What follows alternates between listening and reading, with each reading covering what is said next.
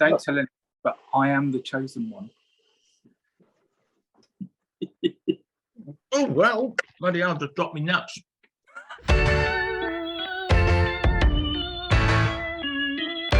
Hello, welcome to Talking About Who. This is season 21.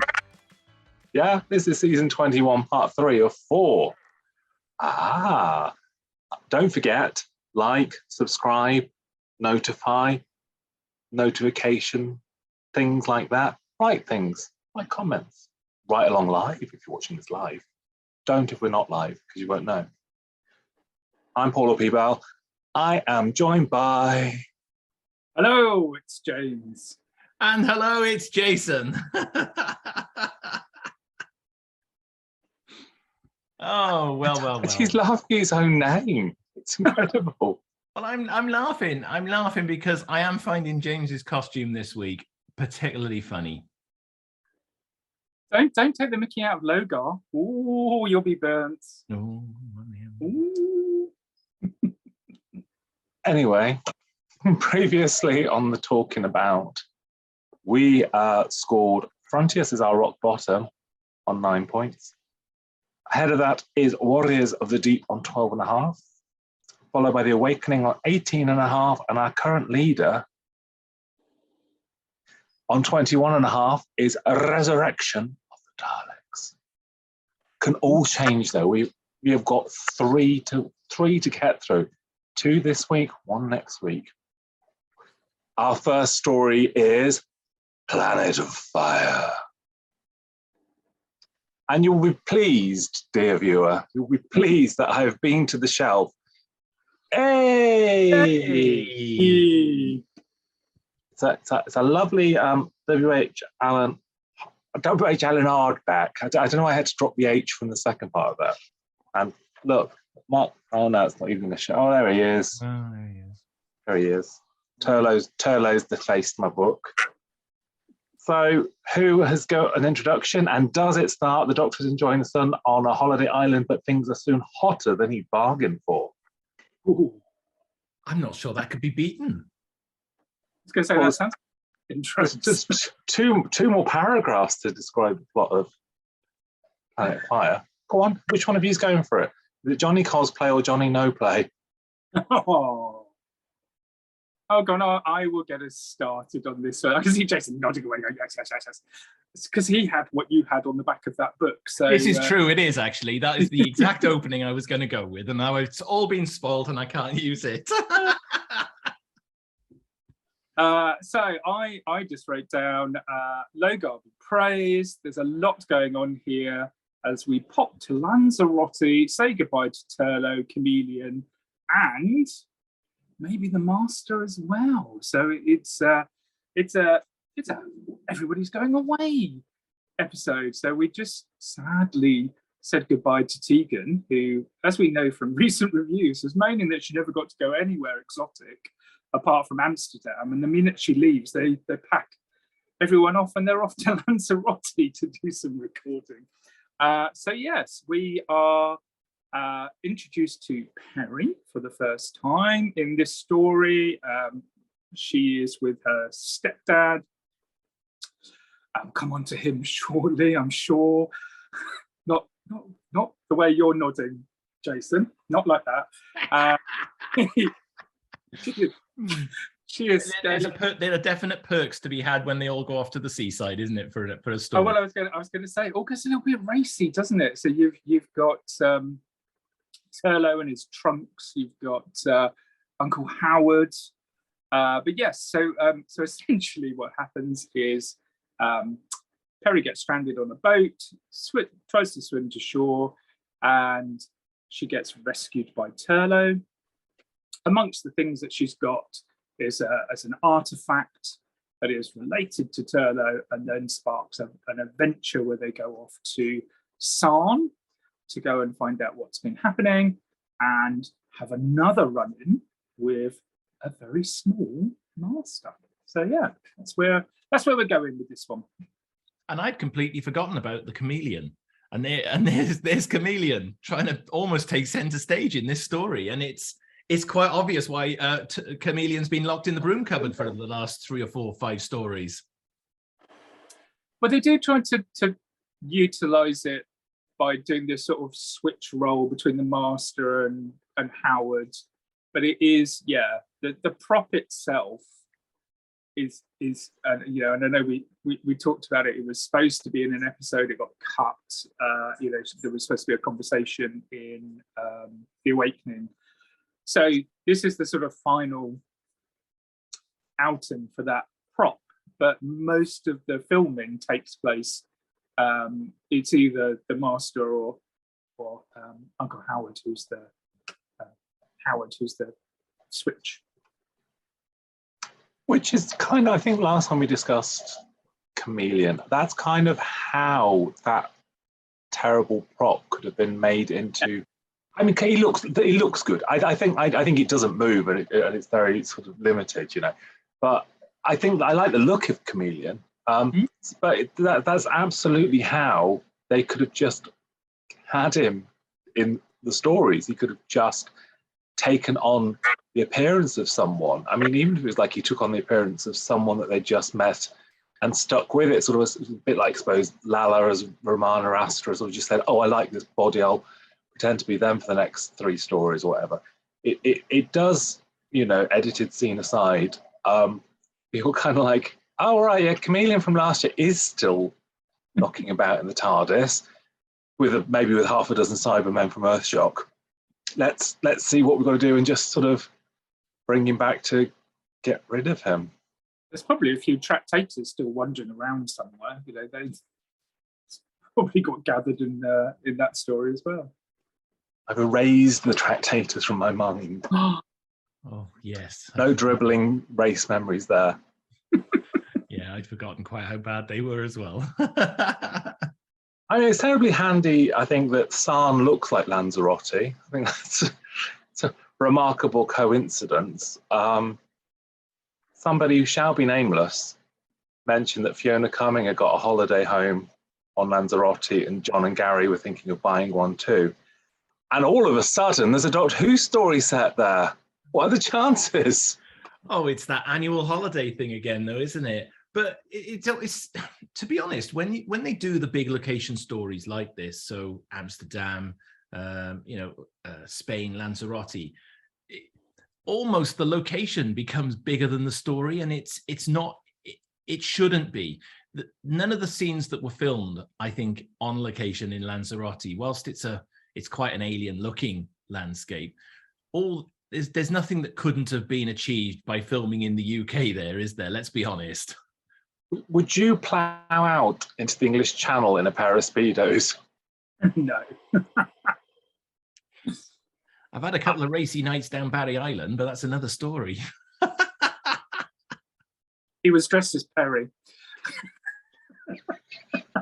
The question went in my head whether it was the short wig or the curly perm wig.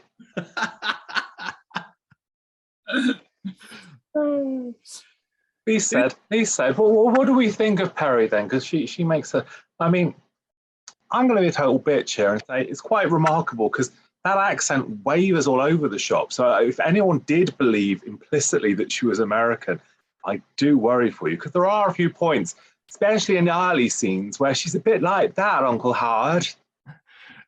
I mean, seriously, we're being led to believe that they didn't realize that she was American, or that she wasn't American in real life, or was American. How she managed to keep that up for as many years as she did, according to the interview, of course, that was on the season 22 box set. There's a scene, and I'll spoil it because it's one of my favourite moments in Caves of Androzani at the very start when they land. Maybe they turned into glass, and I'm like, that ain't no American accent, babes. That ain't American. But yeah, it's funny because she having just got rid of Tegan, who was quite whiny, and sort of actually, to be fair, in her last couple of stories, that was notched down a bit. She wasn't quite as moansome as she had been. It's then sort of the same thing back. It's like, here she comes, and she's like, oh, I'm bored, and it's like, oh. She is pretty like you say, whiny. She's a bit of a spoiled brat at the sort of beginning when she's talking to Howard. Then when she wakes up in the TARDIS, the accent does waver, and she just has this habit of just repeating back everything that someone else has just said as a question. You'd be like, "Oh, you're on board the TARDIS. Oh, the TARDIS. What's that?" It's like it just everything is repeated back.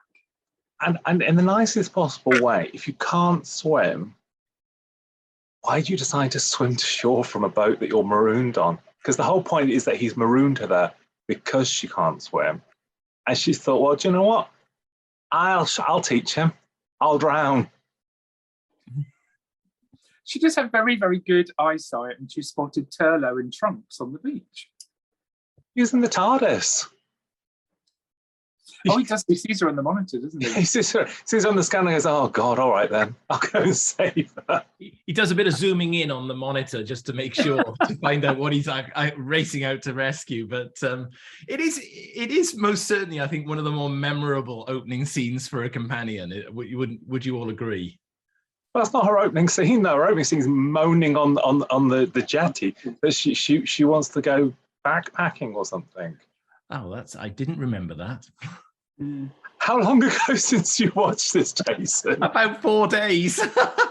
You see, that's how memorable this is. This is not going to be a high-scoring story for me again, I'm afraid. If anyone wants any evidence to put on their pad for Jason not watching these before he talks about them, put that down. Oh, honestly, I do watch them. I genuinely do watch them. In 1985. I mean, I don't know what Turlough would have made of this girl, because actually having saved her, and what's it, then he gets the bag and she's got the most phallic thing from his own planet. It's like the elephant in the room when everyone picks it up. It's sort of, it looks like a great big winky, doesn't it? It's a strange. I mean, look at her face. Look how pleased she is. Well, she's got to take something with her backpacking. No idea how lonely the nights will get in Marrakesh. But I think this is quite odd, though, isn't it? Because you start off in land. Actually, it's set in Lanzarote. Then you go to the planet that looks a little bit like Lanzarote once they all get going, and off you go. And it's kind of like, could they not have just done something a little bit different here? Yeah. I said that at the start, Jason Clifford. Yes, I said, isn't it strange that Lanzarote looks just like Sarn? Yes, no, I know, but it is a little bit of a bit of a cheap excuse, though, isn't it, to just use the same location for the entire story, even though it's set in 2 different locations. It's odd because I don't think it helps visually to distinguish between the two, because they both look the same. There isn't a shift, I suppose, like with Two Docks, you have the studio interior for the spaceships and all that, then the location for Spain. I mean, joking aside about the fact that John wanted a holiday home there, which is true, it's very strange because it doesn't sort of, it doesn't add to anything. And I can imagine Uncle Eric being in the office and John going, Eric, the next one's in Lanzarote, and then going, oh, right. But because it doesn't bring. I'm not saying you should always. I also think that's a trap you can fall into, in that Doctor Who always tends to land in London or with the surrounding home counties. So if he goes to Spain or France, he shouldn't be like, I'm in France, it's incredible, because he should sort of be like, actually, I land on Earth, it doesn't matter whether I'm in Sydney or I'm in New York. It should all be much of a muchness. It shouldn't always be that he's always in London, although he is always in London. But I don't think you get much value. I mean, I suppose you get the bits of the boat. It looks bright, but especially the early scenes where Leo from Howard's Way and Jason King are sat together, because they're both sort of dressed like they're in a Lawrence of Arabia or Amdram. There's a kind of thing of there's nothing to necessarily suggest that they were on a sort of a different planet until they start talking about Logar and burning people and stuff. And James has got his cosplay entirely devoted to Jason King. I mean, to be fair, Jason King is like legend. You know, he's a great bit of casting. I'm not entirely sure his character is. I mean, his character is very religious, very devout. He is, you know, even at the end, he still refuses to sort of admit that he's done things wrong. He's very set in his ways. But it is, you know, he does play it, you know, well. It's just a very strange character. He plays it very. I mean, he plays it very straight as Peter Peter Wingard. And yeah, there's an interesting story actually that he took a decision that he was going to play it as quite an old man, and had to be dissuaded from doing it because he was talking very, very slowly apparently. And then all of a sudden he decided then once he got to location that he was going to speed it all back up and do it completely differently. But you can tell he's an actor of gravitas, and he is, yes, you know, he's really trying his very best to be the star of the show this week. He's guest star of the show. He's sort of wasted though, isn't he? Because Doctor Who does the maniacal leader or religious fanatic sort of leader of the tribe thing quite often. And it's you know, it's a standard fare, isn't it? But you have that kind of thing. He doesn't quite hit the mark. Character, I think his performance is fine. I think the character doesn't quite go there, because then you've got to have all the faffing with the master, and it's kind of like once with any story, once you start having a master or multiple masters, as we sort of get here, it sort of clogs up and it gets a bit of a, I don't know if I mean, the biggest shocker for me, I think, in the cast is Barbara Shelley, who was such an incredible actress, such a great star. I mean, she was brilliant in so many things, like Quatermass and Dragon, she's so good. She's terrible in this. I mean, she is terrible. I don't know whether Jenny Laird got on the phone and said, let me tell you, do the Doctor Who thing. I'll sort you out, Babs. It's just bizarre that someone who especially has got experience within the spheres of, you know, cult stuff and Hammer and, you know, just that sort of level that you've got to pitch it at. That whereas Peter has, you know, got all these back catalogue, you know, Department S, Jason King, Avengers, all that. He knows where he's pitching that. Whereas Barbara, you think, would know. And it's a crap part. It's a thankless part for her. I mean, I don't know what the thinking was behind getting her there for that part.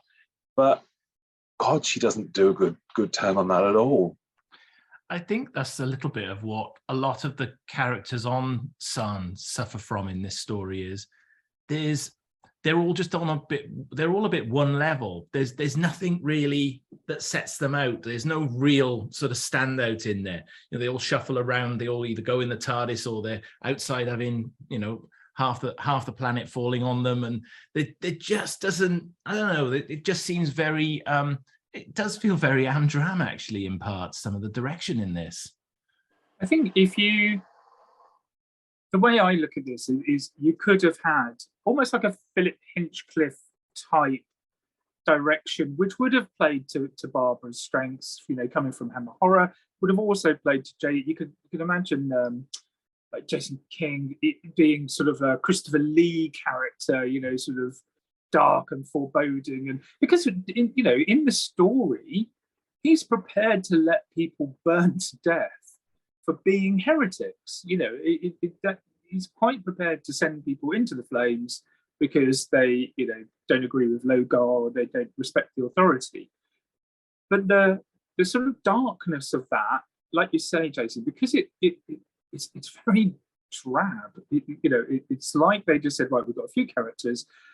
Everybody else from the village hall down the road, from the local acting society, come in, dressed like this, stand in the background, occasionally go, ooh, or, you know, Logar be praised, and that's it. And you kind of just wish there was a little bit more meat to it. And then you get the master, who, you know, okay, slightly different this time because the master's been shrunk and is using chameleon to try and, you know, fix him. But we talked about this when we looked at Mark of the Rani. At this point, you start to see Ainley's star performance, if you like. It is being phased out. There's lots of other people on this stage in this episode that could potentially be, the villain of the piece, but never quite get there. And essentially, then you just get this cat and mouse game of Chameleon changing from the master back to Howard. It's a really odd one, and then you've got Turlough's story going on underneath it all, which is, these are his people. You find out he was exiled, and that his family's ship crashed here. So there are all these different things competing, and not one of them really comes out on top, in my opinion. I almost want something to be taken out of it so that you could focus on a few other elements of the story and do them better. If that makes sense. You could take the master out of this story then, because this is for me probably one of Anthony Ainley's less good performances as the master. And I think, again, because this is just a little bit drab in story wise, he's obviously got a part to play, but there's no real substance to his involvement. He's clearly, the master's clearly in trouble, reduced in size. There's obviously something's gone wrong here somewhere along the line, and he's trying to, get himself back to sort of his full height, but there's no reason for it. And then he's playing it. He's overplaying it in comparison to some of the quite underplayed characters in the thing. So when he is on screen, he really is, he's in that very high level of being the master, and it's becoming the pantomime performance now. It's not one of his best, this one. I mean, they explain that he was experimenting with making a new tissue compression eliminator, and it reduced him in size when he was making it. I mean, it's fairly dubious. But then the problem really with the whole Shrunk Master thing is, aside from them doing the cliffhanger where he's in the box, it doesn't have there's no purpose to it. There isn't a payoff or an interest to it. There isn't anything that resolves from it. I mean, he wants to use the healing properties of the flame and all that stuff. So it's a bit of a riff on Keeper of Tarkin, I suppose, in that kind of that sort of vibe. But yeah, I think this is the sort of, I mean, I don't know, King's Demons, he's pretty awful with all the French accent and all that. So I don't know whether this is better or worse than that, but it's pretty rubbish. And you have that comedy bit of Perry sort of trying to stamp on him and all that sort of stuff in the TARDIS, and I don't know. This goes wrong on so many levels with so many things, and it doesn't go wrong in a way where you go, this is dreadful, but it's quite fun because it's bad. It just goes, as I've sort of felt with a lot of this season, and strangely the season before, it just goes wrong and goes bland. I mean, bless him, Edward Highmore's sort of second lead in this, and he was dreadful in Howard's Way afterwards. He's literally the wettest of the regulars. I mean, bless him, his son's done very well. His son's much better. But Edward goes on to do damage in Howard's Way, but he's incessantly wet in this, and it's kind of really strange that you sort of think, actually, Turlough's such an interesting character, such an interesting performance, that if you're casting someone to play Turlough's brother, could you not have brought someone up to the level that was going to play opposite him? Because the moments like when he reveals, I am I'm your brother, kind of, and it's a bit like, it's like, come on, do something for us, and he doesn't, and yeah, it's a shame, because I mean we get Howard's Way 2 stories running here, Morris and then Edward. Still no Jan Harvey though. Jan Harvey should have been in Caves of Androzani as Barbara Kinghorn, shouldn't she? I loved that. Yeah, so I think the worst thing something can be, probably in life for me, is bland. If someone's horrible or someone's I'd rather that than just nothing. I'd rather have some firm opinion of either hating something or liking something, rather than just going, if someone put Planet of Fire on in 10 minutes time, I wouldn't rush to watch it. I wouldn't run away from it. It would just be that. I could watch it for a minute or two and be like, and then go. But just see what I mean. I would love it to either be like, I hate this because I don't like this, I don't like this, don't like this, sort of like I did with Deadly Assassin, for instance, whatever. But it doesn't do anything. It doesn't instill any kind of emotion in me, other than, well, it's quite pretty in Lanzarote, but I'm assured that actually it's not very nice in Lanzarote. And it's a shame, because Mark Strickson's last story, and he's actually really good in this one. He's integral to the story. We get all the sort of as the story goes on, a lot of his backstory really does start to come to the fore. We'd had a little bit of it in the story previous, but it comes a bit more to the fore. And he's got quite a lot to do in this one. And he's definitely one of those that stands out in this episode, because I think there's an awful lot of drabness around. But it's a shame that his last story is perhaps just as flat as I think it is. It's also really odd the way they write, because the Doctor and Turlough have been getting along all right, and they've gradually the mistrust has sort of gone aside, and they've got along all right, and they've had a sort of understanding, and they've had a little bit of humour. Whereas this story, the Doctor's really dismissive of him and doesn't, it's like, if you're doing something here and I'll never speak to you again, I'll never forgive you, and all this. And he's very kind of, and it's like, it seems odd, because given the journey they've sort of gone on, this feels like Peter Grimwade has literally just watched Mordred and Dead and done this, rather than anything that's come in between. Because it's like, you would expect TV's Doctor Who to be more into, oh, okay, so it's your home planet, or what's your story, or because it's kind of like, he's like, it comes at the end, this sort of info dump of, okay, well, this person was watching me because I was a prisoner, this sort of, like TV's Doctor Who has never at any point in the last however many months of adventuring together gone, so Turlough, tell me, where are you from? It's never come up in comment. Never over toast in the morning have they gone, so Turlough, the Guardian stuff, we're over that, it's fine, but home planet, where are you from? Or, what's your backstory? Who are you? It's kind of like, all of a sudden, Turlough volunteers this information about 10 minutes before he's going. What is that strange mark on your arm? It's a bit too much exposition, isn't it? You're getting a little bit too much crammed into, whereas I think you're right, we could have had this across the time, or even if it had been revealed to the Doctor, it didn't necessarily need to be revealed to us, I think, all in one chunk like that. I mean, if you'd had, like you say, if you'd taken out the Master, if you'd made Jason King's character much more evil. I'm going to keep saying Peter Wingard. Shame on you. Shame on you. Every time you, I think you're talking about me. I mean, if you'd have made his character like really, like you say, that arc, sort of the really evil sort of religious zealot leader who was persecuting Turlough's family, that would have been much more interesting. Turlough ends up on the planet, ends up, freeing his family, finding out he's free to go, and a nice resolution for Turlough. Instead, you just get this almighty mess of different things, and then you end up with the chameleon being killed by the Doctor.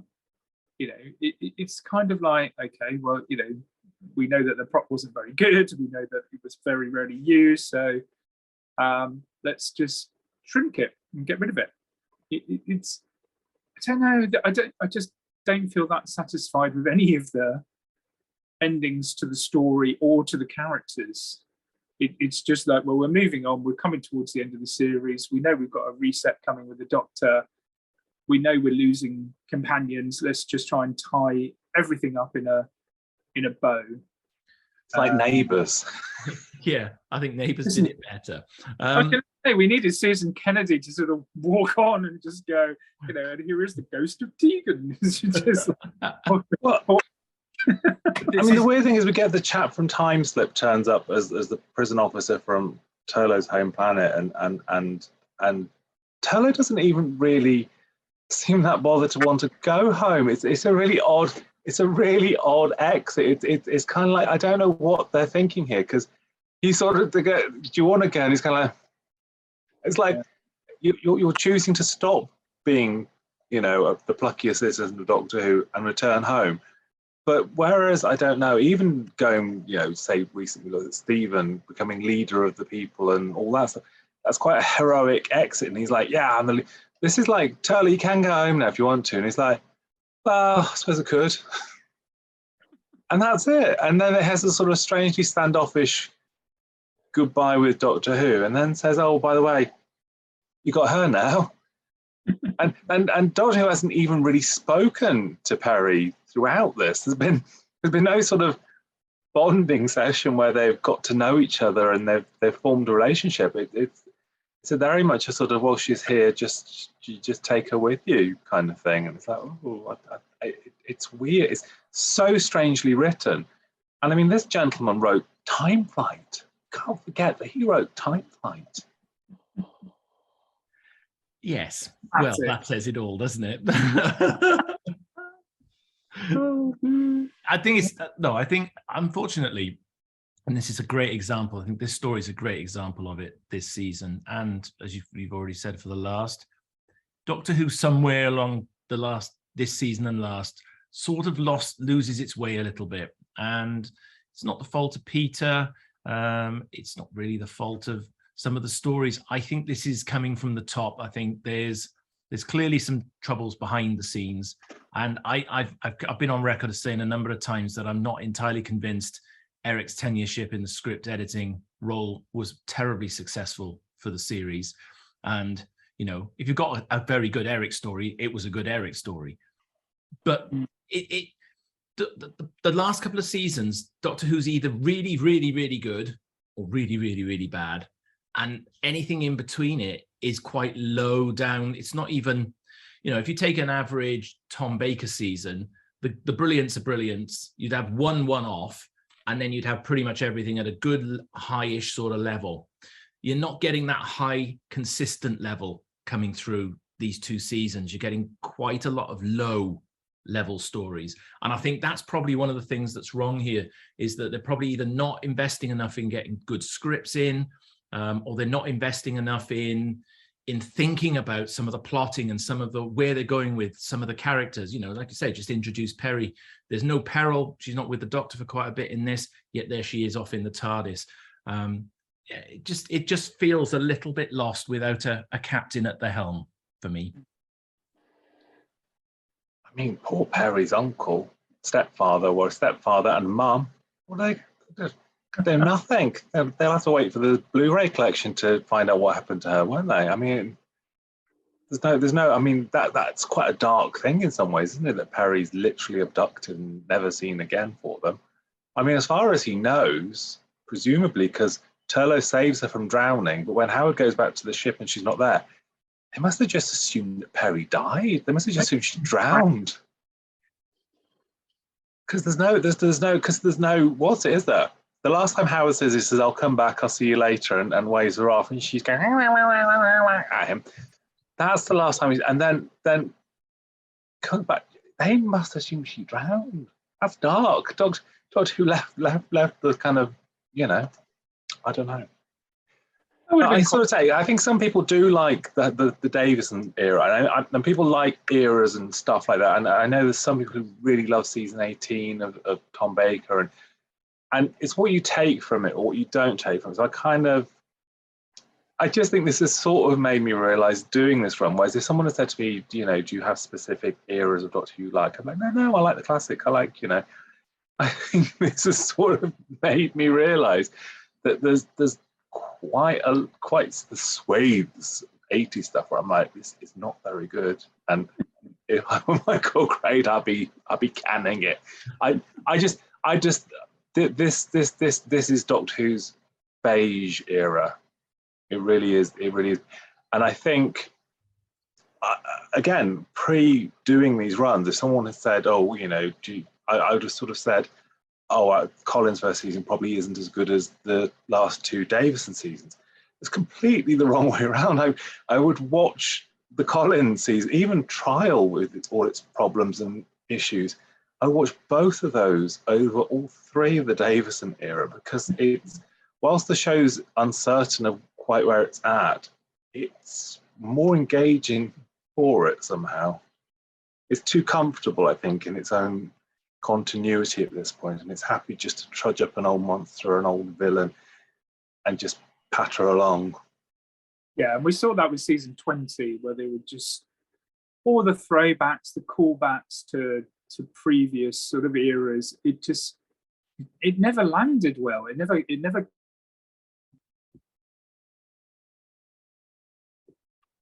came together. And it, this was supposed to be a story. This was the end of Ainley's contract. This was supposed to be his final story. They were going to end up with him. There was a line where he said about taking mercy on your own, and then they cut that line because it was supposed to be that they were related brothers, something along those lines. But that was going to be the master's final thing that he says. But we know that they go back to it. We know that comes back as a scarecrow next year. I know. Absolutely. He's really good. And you have a great line, don't you? I thought the last madcap scheme had, done you, seen you off for good. And he's like, I didn't burn alive and I grew back to full size, but I won't tell you how. Yeah. It's just become that sort of comic book villain that always, comes back in the next episode. It's not brilliant. I mean, I would have been all for them taking Howard on the TARDIS and leaving Perry behind. Just saying. That's because you're thirsty gays, and I don't think he'd have kept the same costume, would he? I'd have had that written into the contract. Topless on Skaro. Painted silver for specialist fans. I'm categorising you as specialist there, James. I think we know. Do we have any exciting facts on Doctor Who and the Planet of Fire? Let's have a look. So, it's Peter Grimwade's final script. It's his last TV script. Fiona Cummings' last direction. It's the only Davison story that doesn't contain an image of Tegan. Because she's well, spoilers, but it's the only one that doesn't actually feature Tegan in any way. Oh, what a shame that is. They should have had a little picture of her and Aunt Vanessa on the sideboard when he drops choking Perry onto the bed, shouldn't he? There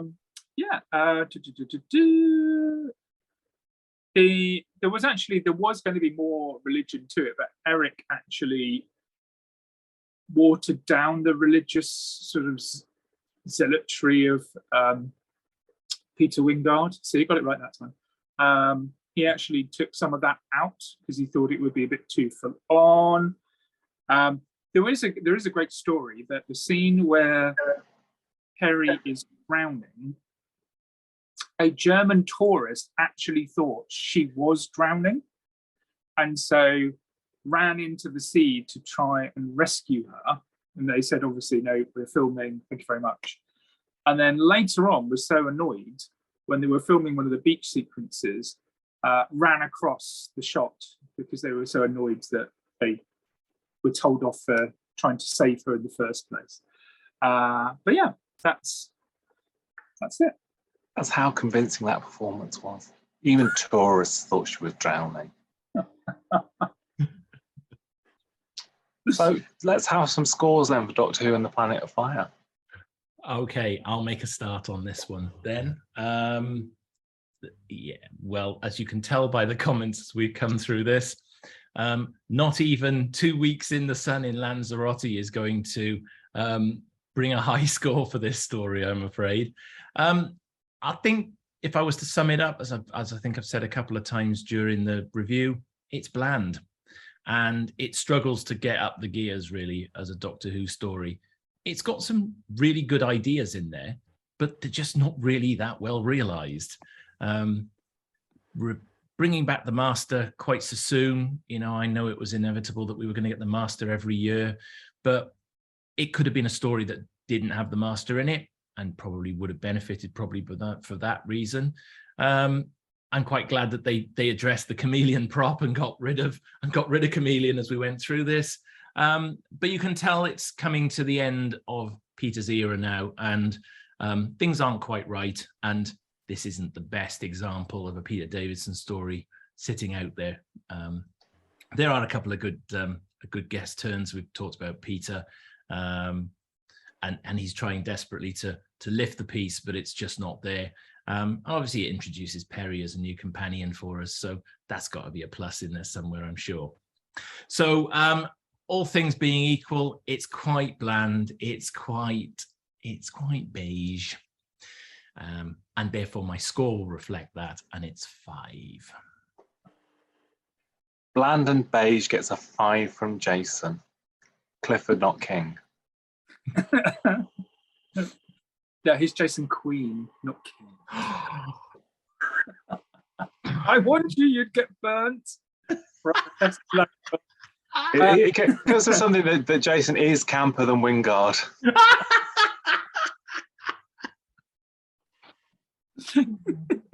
Okay, Lovey, do the scores. Do the scores. Yeah, I do agree with a lot of what you've just said. I think it's got all the potential there to be a really interesting episode, but they've piled too much into it. It is underperformed where it should be hammed up.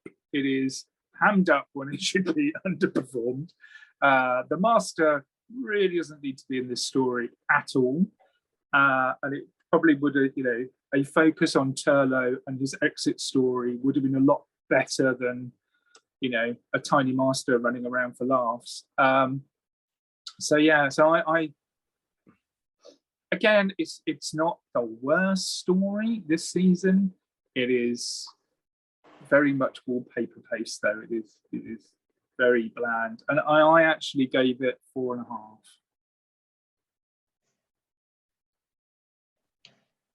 I love a fractional. So was that half a mark down from Jason? It was half a mark down. James has been about half a mark down or up from me for all of this season, it feels like. No. So you bombed Poor Warriors of the Deep. And Warriors of the Deep, you gave 3 points less than this atrocity. Exactly, yeah. Oh, I did, yes, but it deserved 3 points less than this atrocity. It would have got slightly less, but for Howard, that kept my attention for 2 episodes at least. Oh yeah, there was some attention grabbing, and we were in Lanzarote for a fortnight. What more did you want? Well, I think what I probably would have liked is some performances, a good script, engaging production. I don't know whether just a middle-aged dude in a pair of short shorts is what it takes to keep me through 4 episodes of Doctor Who. I don't know. Not 4 episodes, no. I mean, dimensions in time, but you don't need that. Because there's a special edition of this, which is like just over an hour. So in the special edition, they film extra bits and still cut stuff out, and it's still no good. This is terrible. I don't hate it because it's bad. I just don't think it's very good, and it's not something I would watch. It's not even average. I gave Doctor Who and An Exciting Adventure in Lanzarote 2. Ooh, wow. Yeah. Boo. And those 2 points are for having a nice beach and for Mark being great in it. So that's what I'm saying there. I think if I were to say anything about this run of stories, I think Mark deserved better than he was given. He did. Agreed. Which brings out Doctor Who and the Planet of Fire.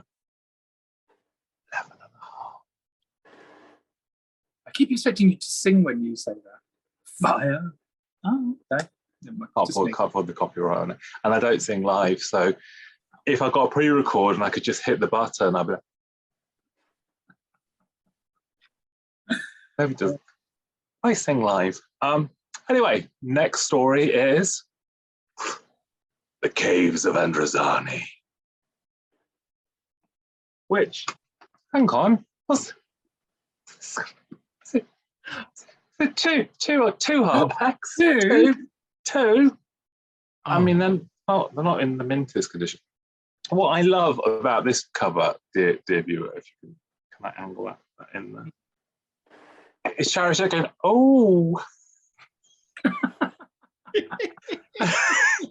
He is though, isn't he? For such a, I mean, it's a brutal production, but that cover is Charizard going, oh. It's the Jason version of Charizard.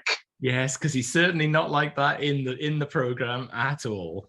I mean, from the moment they land on Androzani Minor, everything goes wrong for the Doctor and his new young companion Peri. Who wants to continue this introduction?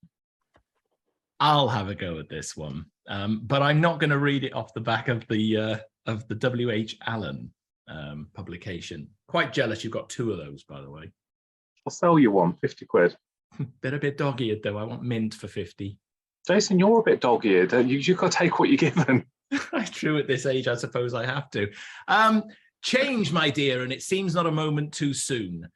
And actually, it isn't a moment too soon, because I think we've got to the end of Peter's era now, and it does go out with a bit of a bang. So here we are, Androzani Minor, not major. Beautiful opening shot, a la the Seeds of Death with the 2 planets, by the way. Love that. This is Graham Harper's directorial debut, and quite frankly, in Doctor Who, and quite frankly, it's a big lift over where we've been this season. There's a definite difference in what appears to be the production values in this one, which I like, but actually there's a really tight script behind this, and it's going at quite a pace pretty much throughout. Classed by the fans as the greatest Doctor Who story of all time. I'm not entirely convinced on that. There are 1 or 2 things in here that I think need investigating at some point, but on the whole, this is a great lifting end to Peter's era. Obviously, we've got Peri now in her first full adventure, not long before she's falling into a Spectrox nest, and the chaos that ensues thereafter gives us quite a fast-paced 4-parter. So yeah, good end to the season. Plenty to talk about in this one, I think. It's interesting that the Peri thing about her falling into the Spectrox is there's lots of bits of this where she's meant to be a bit sarcastic, and it's interesting that plot point of her having a bit of sarcasm is kind of what becomes the seed of just being unpleasant to each other.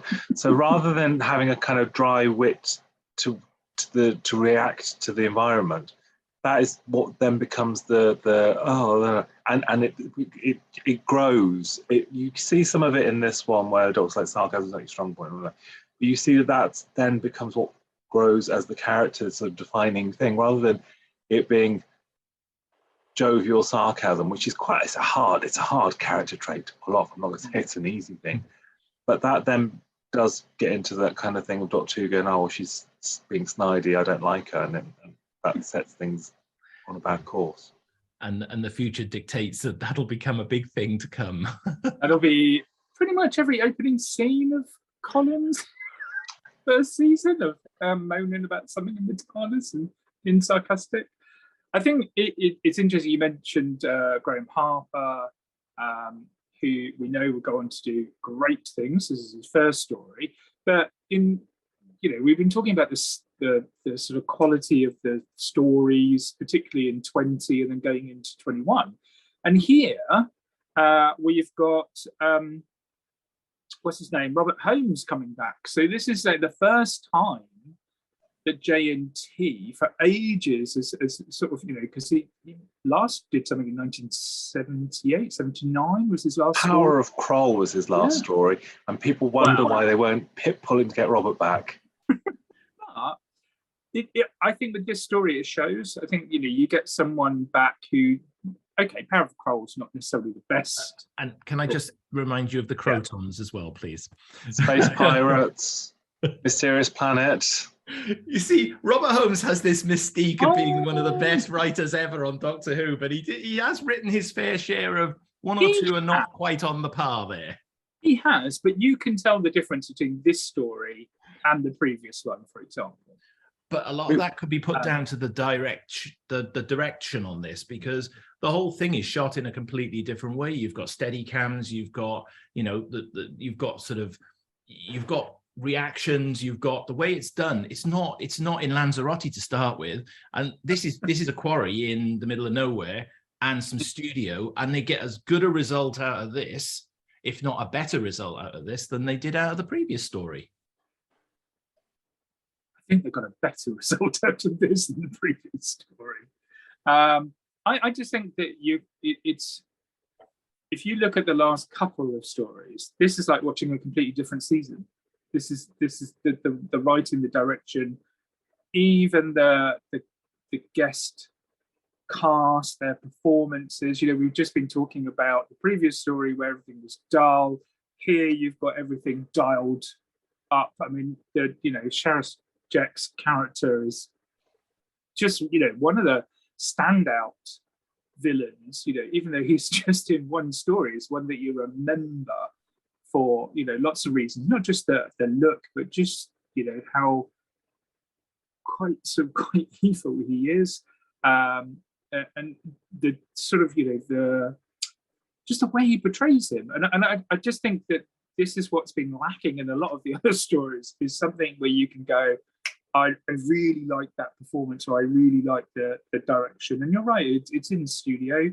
We've talked about studio-based stories before. They're not, depends on who's doing them, not always brilliant. But this has got that claustrophobic, dark feel that we were talking about Warriors of the Deep. We were talking about, it was all bright lit corridors and things like that. It would be nice if it was like emergency lighting, that it was a bit darker and a bit more sinister. This has got all of those things in it.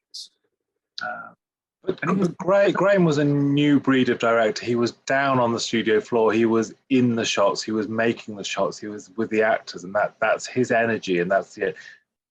I've yet to meet anyone that's worked with Graham that hasn't said, actually, Graham's my favourite, love Graham. But even new series are like, because he just has an energy, and in any sort of circumstance, even in an email, he has an energy and an enthusiasm that really lifts everything. And I think you can see that people will want to do better for him. It will bring something out, and it's just stylish. It's just effort, and this looks energetic. It's well shot. It's beautifully shot. Be interesting. I'm going to drop the bomb here early doors, actually. Bam. Okay. I watched this and I slightly wonder, twofold here. Is it so popular because it's so removed from Doctor Who? Is it a classic because it's unlike a lot of others, which then does that make it un-Who-like? And secondly, is the Caves of Androzani the point which sets Doctor Who on its seeds of destruction for the year after? Because Eric has obviously responded well to Rob. They were great mates, and they were really got on. That was the genesis of him leaving because of the treatment of Rob. All that. So they were great. I wonder if the damage in these next two stories is what misfires the situation next year. In that this is nasty. This isn't a nice thing to watch. You've got.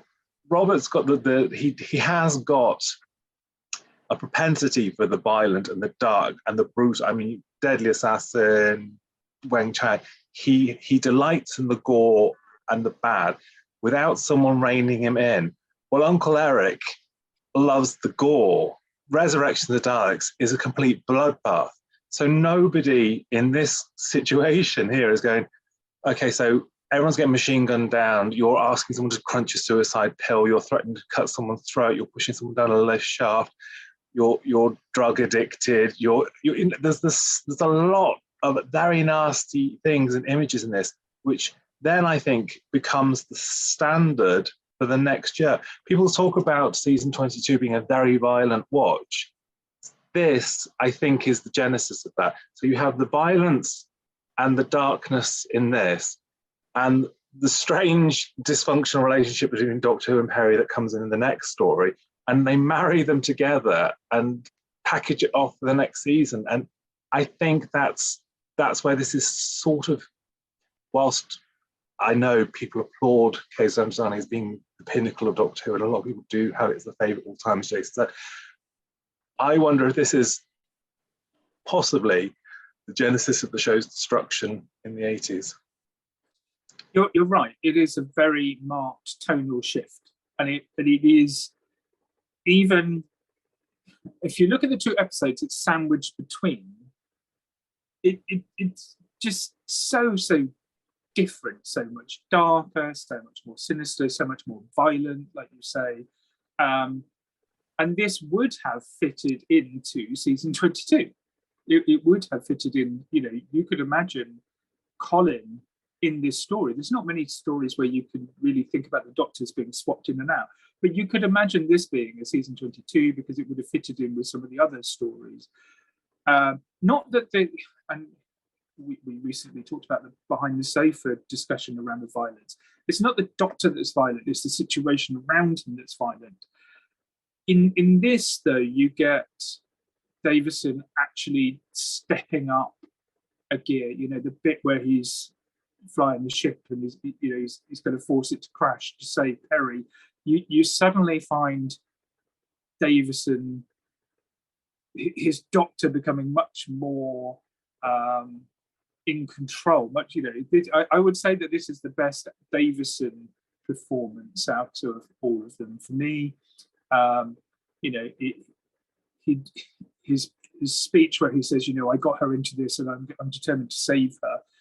I really like that cliffhanger, and I think that there are times in earlier stories where you never really saw the Doctor get to that point. Even in Warriors, where he had the stunt where he fell off, he literally just floated and that was it.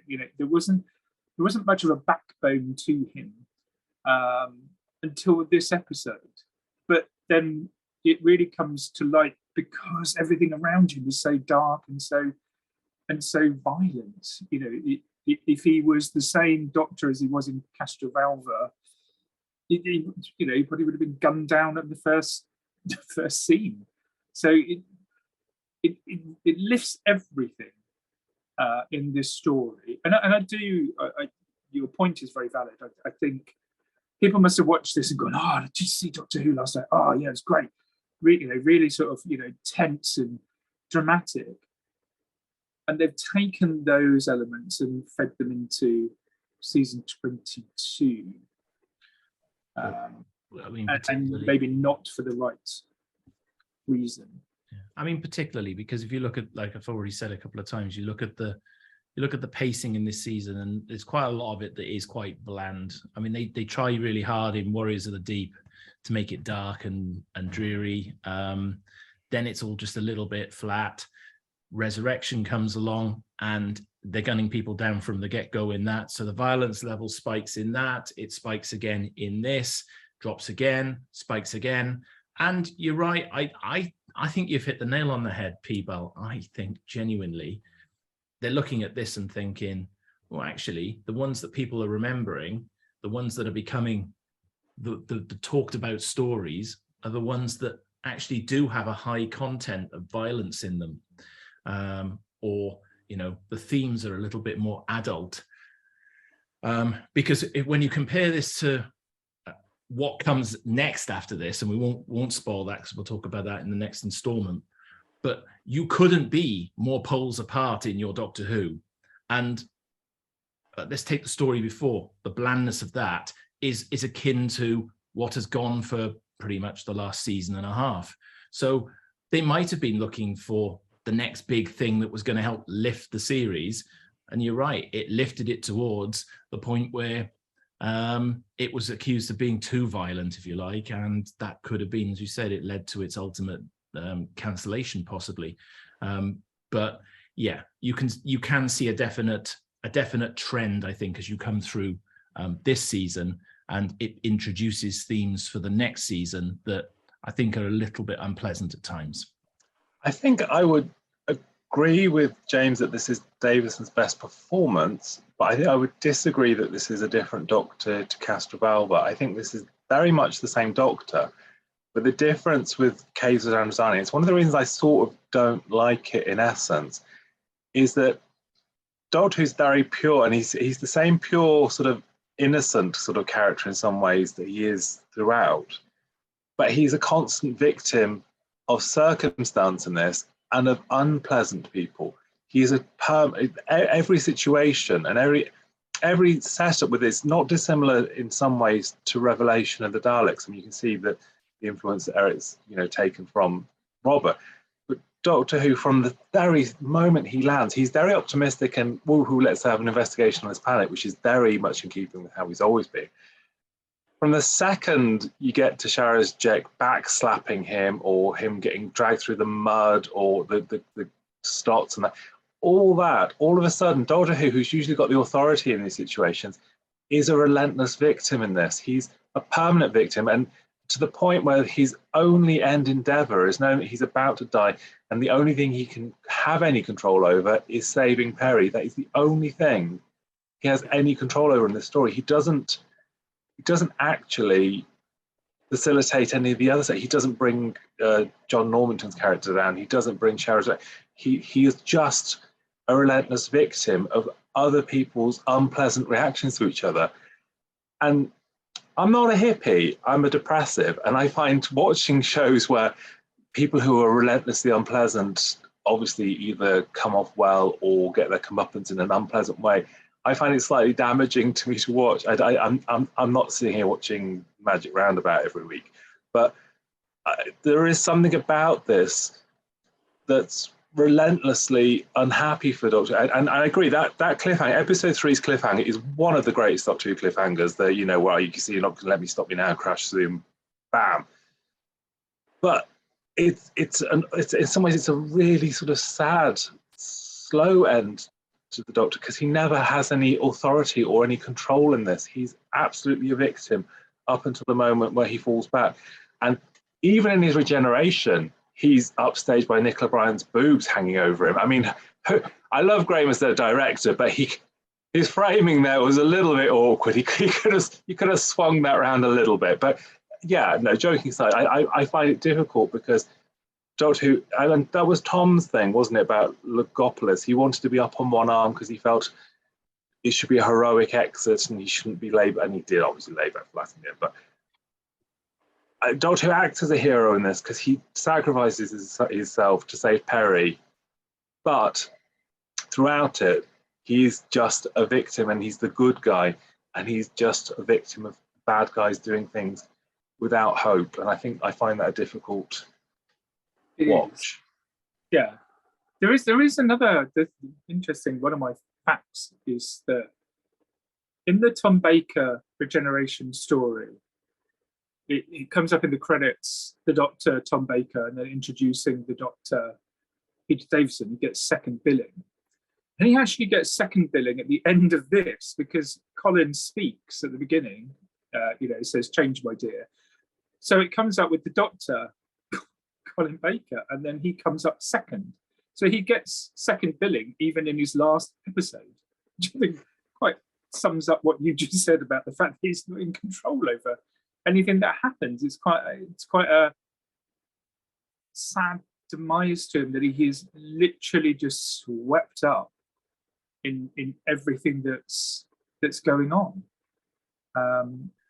The only thing he can do is save Peri, and he goes to those extraordinary lengths to do that, to get the back milk, and then spills it, half of it, so he can only save her and regenerates. And that is a single-minded thing for him throughout this story. If you think about that scene on the bridge towards the end of episode 3, and he sort of almost regenerates then. It almost starts. It's happening there. There's that little bit of a thing where he's sort of been asleep. He wakes up. He's sort of almost going to regenerate, but no, he's got that single-mindedness to drive that thing down to the planet because he's got to get back there because he's got to try and save it.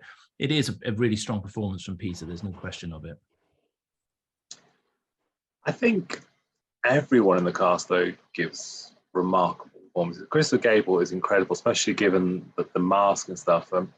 Again, another one of my slight concerns, I'm not going to go down the whole route on this, but that slight thing of Jack is deformed and therefore he's horrific, and lots of people scream. It's very much like we had in Wen Chang and Bent Face and all that stuff.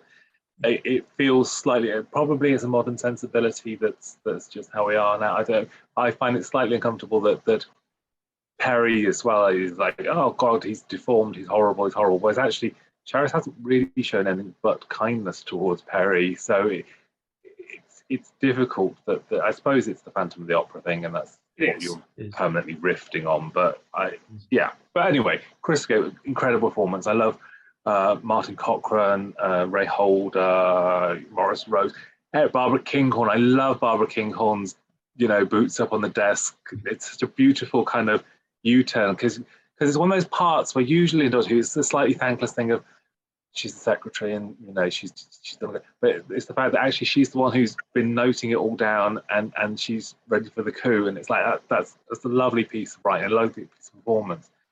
But lots of amazing performances in this.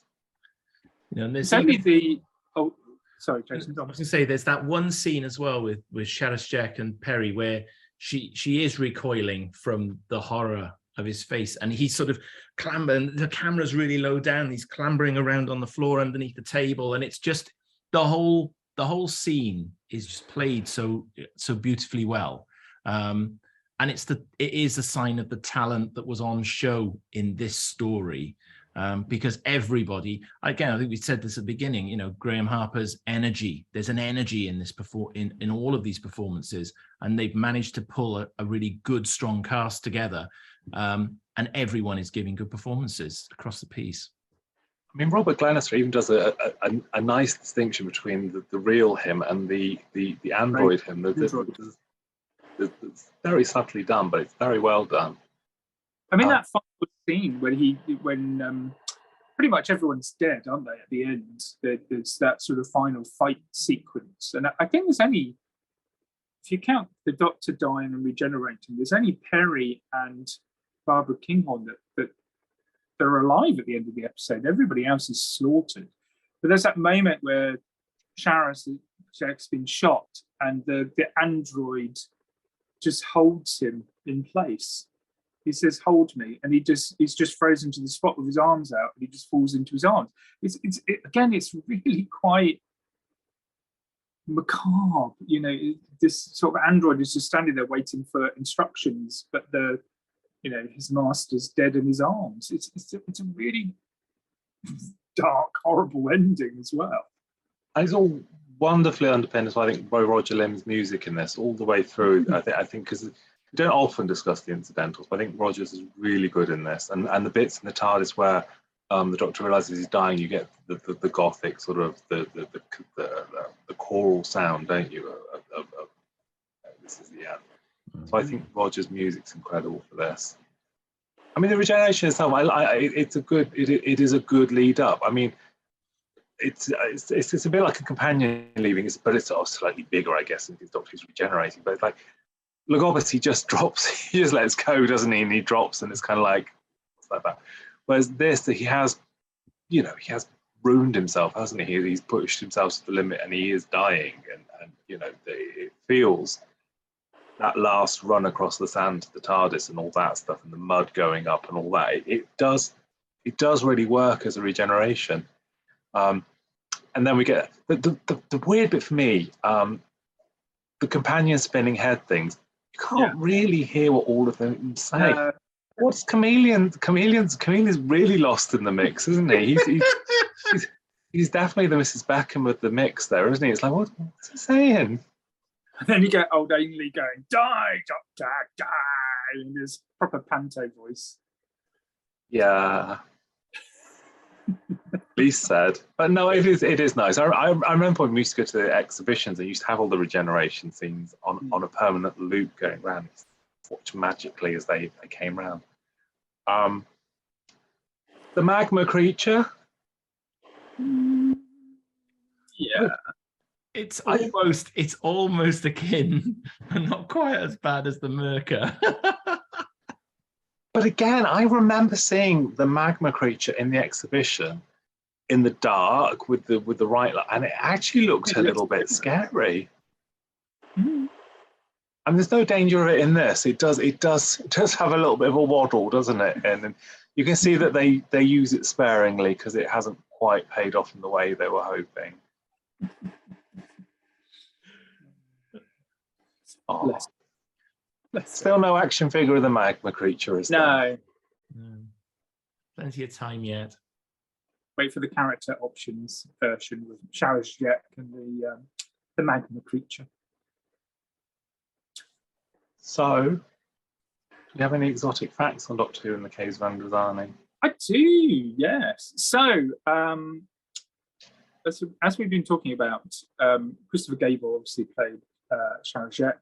However, they did offer the part to Tim Curry originally. He was one of the ones that they wanted. Also, Mick Jagger and David Bowie.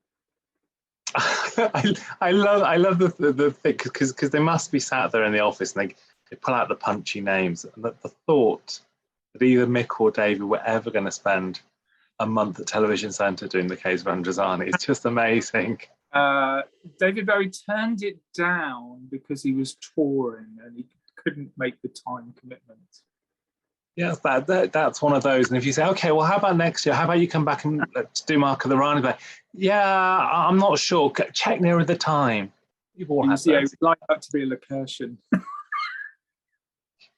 You could have been Mark Greenstreet in Time in the Rhine. We might have been denied that. Oh, no. There's a point. I think there's several points actually when John Norrington. Normington, yeah. He breaks the fourth wall as Morgan because he misread the script. So he actually did a fourth wall break where he was like telling the audience what he was doing. But this was actually, James, I'm just cutting on this. It's an interesting thing though with this direction that we had from Graham in this, because actually there are a number of scenes throughout the story where Graham frames the shots in such a way that the actors are all facing away from each other, so they're all looking at screens, or they're, but they're not actually doing that whole two-shot and flicking cameras back and forth. They're holding a shot that has somebody in the foreground, background. That's what I thought. It was a fourth wall. Well, Graham says that he asked John Normington to do something different. John did that, and he liked it and kept it. But he hasn't wanted to own that as being his actual choice. But it's a slight miscommunication between what he wanted to do and what he did, but liking what he'd done. Yeah. By happy accident. We talked about the floating heads and the sort of final sequence. So Matthew and Sarah were out of contract, so they had to do a special one-day contract for them to come back to film that last sequence. And then the character, the writer who created Nyssa, also had to get a payment because the character was in a different episode. Everybody else was contracted to do that final regeneration sequence, even though a couple of them had already left. But they had to have a special contract for the day. Well, Matthew wouldn't have been under contract. That's what I mean. Yeah, Matthew and Sarah, they had to get a special one-day contract to. But Janet and Mark were still, and Anthony mainly, were still under contract to come back and film the last. Anthony was never out of contract. there was always a fear he could just turn up. Can I be in this week's episode? Well, there's no room for you in the plot, but if you want to, bring your own wig. I'll be tiny. I'll put a Cockney accent on and lurk around in the background. I can also do a very convincing French accent. What else was I going to say? Oh, and Davison jokes that they were trying to kill him off in this episode because there's a point where Christopher Gable accidentally hits him in one of the scenes because Davison got distracted and he actually walloped him. And then where there was the explosions towards the end outside the TARDIS, one of them went off prematurely and he got a face full of hot sand as well. But yeah, those were my facts. What, you haven't said that this is where we get an explanation for the celery? Oh yeah, he does say it, but I thought that would have been your top pop back there. the only other one was that they filmed the credit sequence backwards so they could have Colin's face superimposed, and then when it went back to the star field where it was Peter's face, it sort of merged in, so they did the slightly different on the credits. But no. Colin hates the blink, doesn't he? Because he does change my dear and there's a little bit. Yeah. There's an alternative line, isn't because he changed the line, doesn't he, as well? So it's actually on one of the discs, I think, isn't it? He just says it's slightly I mean, we are lucky. egotistic. Let's call it egotistic rather than egotistical, maybe, in the one take. It's that I. It's three I's in one sentence or something, isn't it? Makes you sound a very egotistical young lady. Yeah. It says egotistic or egocentric or something in the alternative. Egocentric is the word, yes, in the one take, but the take that's used is the other word. But there's lots of great studio. I mean, I'm not a big fan of watching the studios on this, but there is some great behind the scenes footage of this where, you know, they've obviously got Peter there, he gets up and then Colin lies down, and it's kind of like it is interesting to see some of the behind the scenes, I think, on some of these special stories. So nothing died on. I get all that going on when Jason starts doing a summary. Let's have some scores for the Caves of Androzani. Go on then, I will go first. I think this is very much this episode almost doesn't fit in with the rest of the series. I mean, actually, with Resurrection, if you put the two, if you watch both back to back, you'd probably be going, oh my god. But there is many things I do like about this episode. It is relentless, it is violent, it is dark, it is a strong performance from Davison. It is, like you say, a brilliant guest cast performance as well. It's, if you tweak the violence, you know, and like you say, I think that's the danger, is it set a precedent for later stories. But I still scored it a 9. It's not the full 10, but I have to say it is a very intriguing episode, and it is one that just always sticks in my mind. If it was a reconstruction, you'd give it a 10.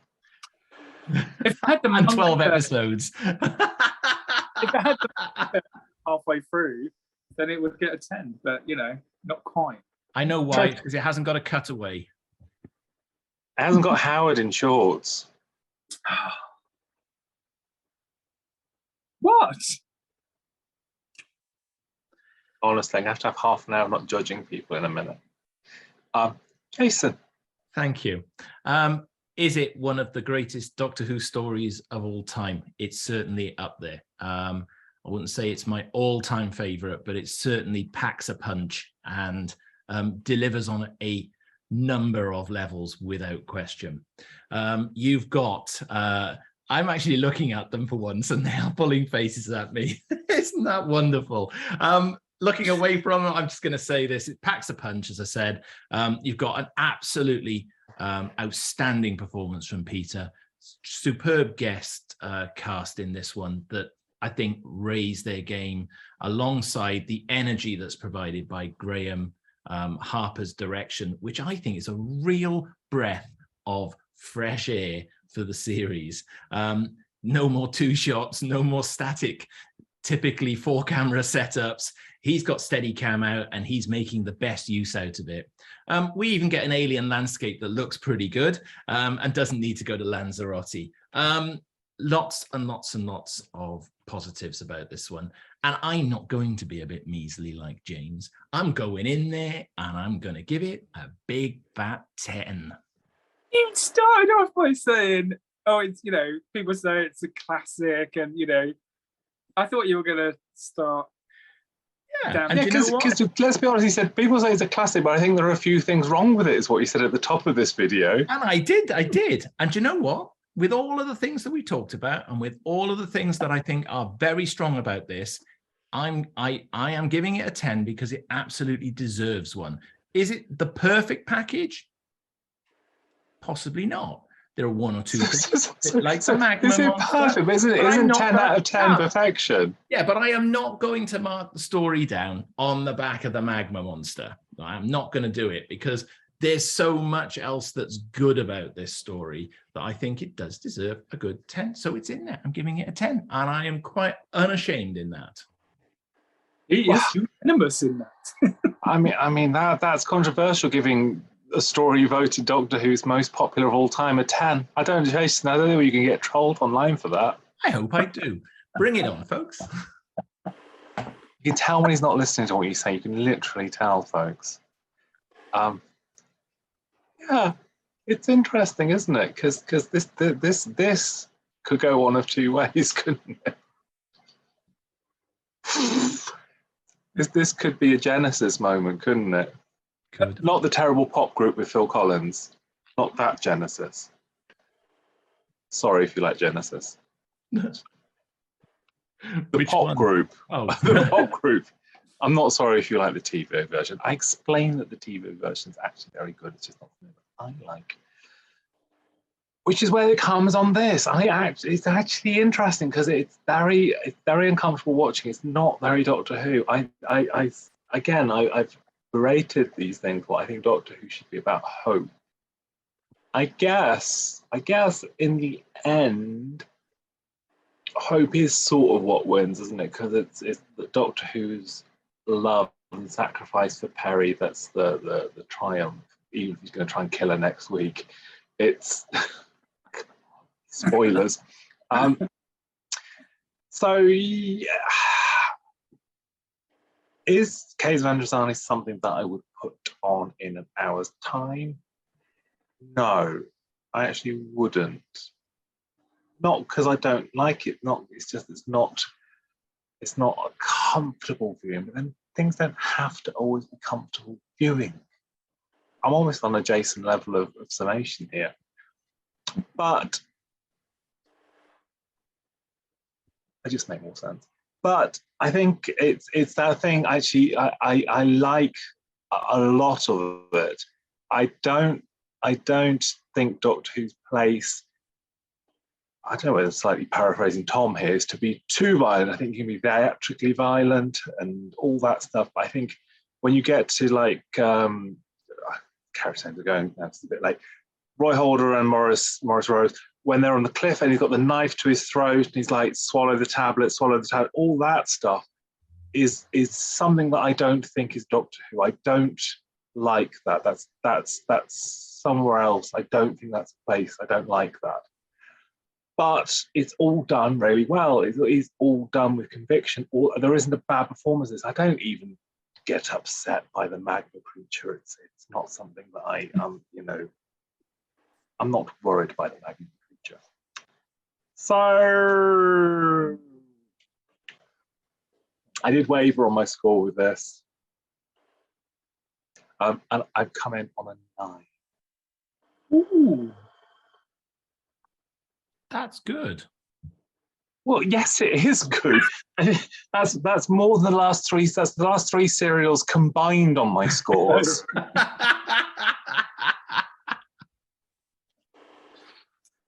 It's interesting. And I feel a bit hypocritical because I think I've criticised it for the same reasons I've criticised Deadly Assassin and Genesis, but then scored it higher. And I'm not sure that there's a rhyme or reason on that. And needs a rhyme or reason, but it is very good. And in the right frame, when I'm not depressed, it's a good watch. So it's not a comfortable watch, but it's a good watch. It's not a comfort TV viewing. It's one you have to be in the frame of mind for. But it is, like you say,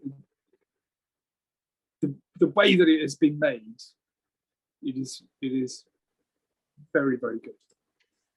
Which, drum roll, brings Caves of Androzani. Oh, Jason, switch your phone off, lovey. You're ruining the moment of tension. No, I'm doing a drum roll. What's that buzzing then, Jason? What's that buzzing? Is something else switched on there? No buzzing. It's not buzzing. Don't flash your phone. People will be able to see that. People will be able to see all those messages.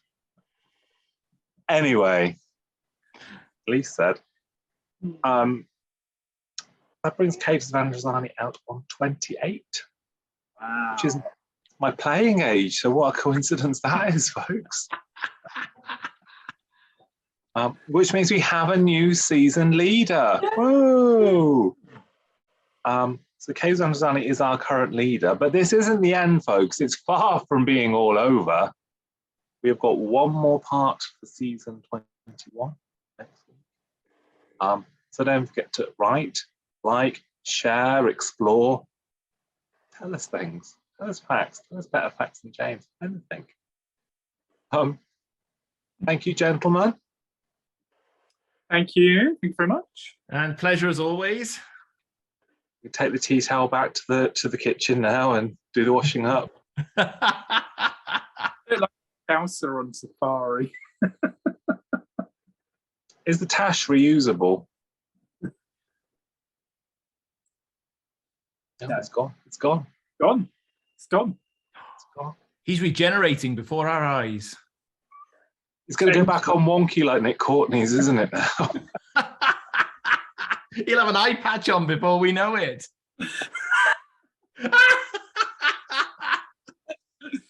Anyway, Hope somebody enjoyed that. We'll be back. Bye.